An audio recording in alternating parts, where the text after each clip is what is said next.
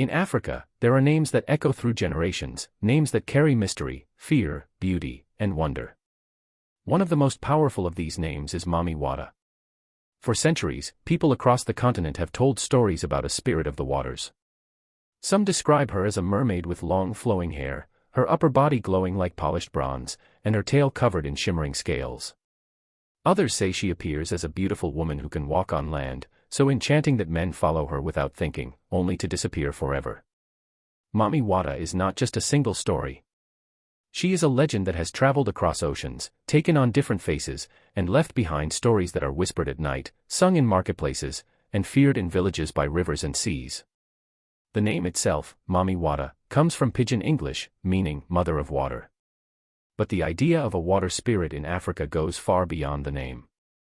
Long before Europeans arrived on African shores, people were already telling stories about beings who lived under the water, controlling wealth, fertility, and even the fate of entire families.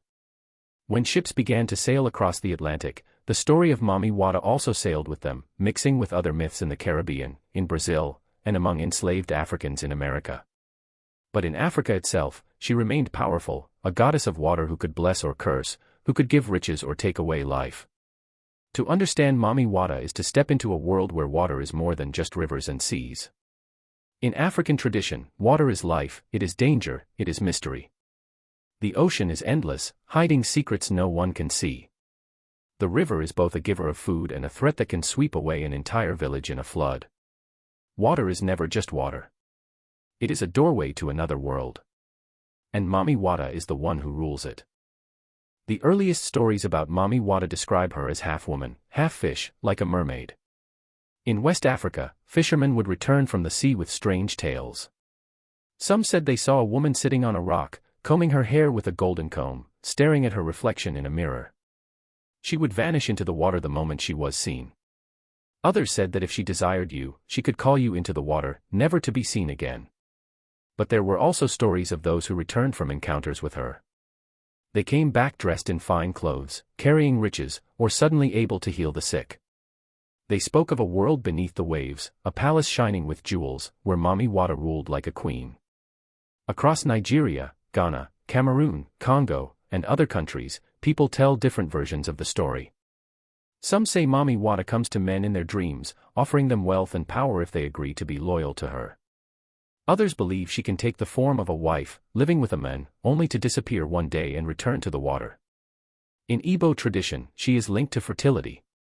In Yoruba belief, she is connected to the river goddess Oshun, who also rules over beauty, wealth, and love.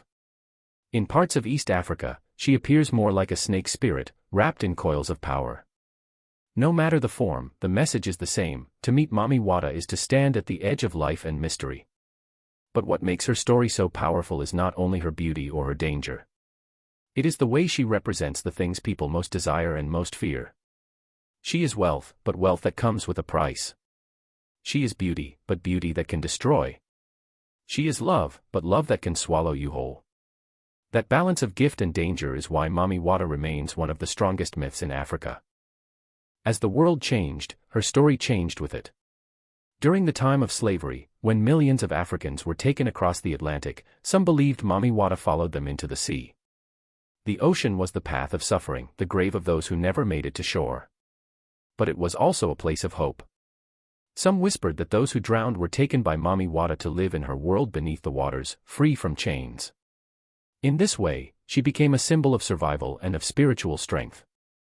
In the 19th and 20th centuries, when European traders brought posters and images of foreign mermaids and snake charmers to Africa, people looked at those pictures and saw Mami Wata. She began to be painted with long flowing hair, often with a snake wrapped around her, holding a mirror. These images spread from village to village, from Nigeria to Congo, from Ghana to Senegal. Soon, her face was everywhere. Not just a whisper in stories, but a goddess whose image you could hang in your home, whose blessings you could pray for. In modern Africa, Mami Wata is not only found in stories, but also in shrines. In places like Nigeria, Togo, and Benin, people build temples for her. They bring offerings of perfume, mirrors, and fine cloth. Her priests and priestesses dress in white, dance in trances, and speak in her voice.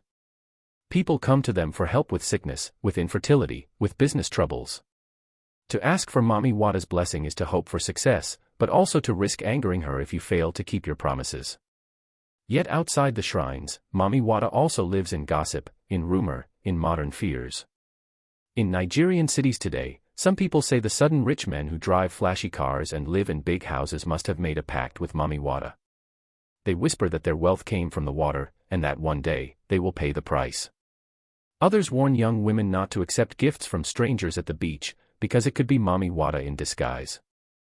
In music, in films, in Nollywood stories, Mami Wata continues to appear, sometimes as a lover, sometimes as a destroyer, always as a mystery.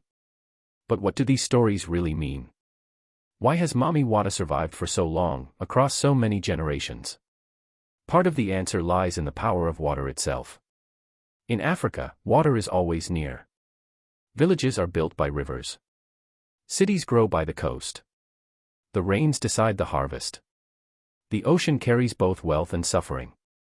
Water is always unpredictable, always something you must respect. By giving water a face, by telling its story through Mami Wata, people find a way to understand it.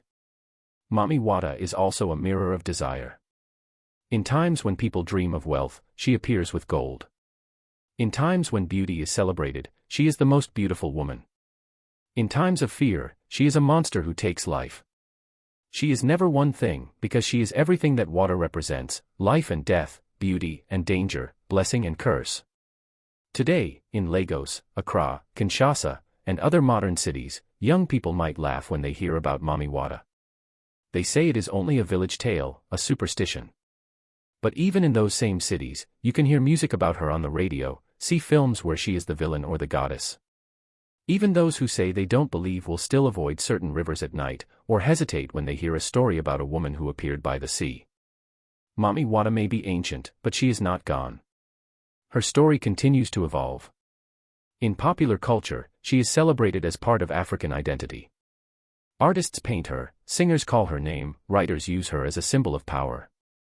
In the diaspora, in the Caribbean and Brazil, people connect her with Yumaya, Ocean, and other sea goddesses.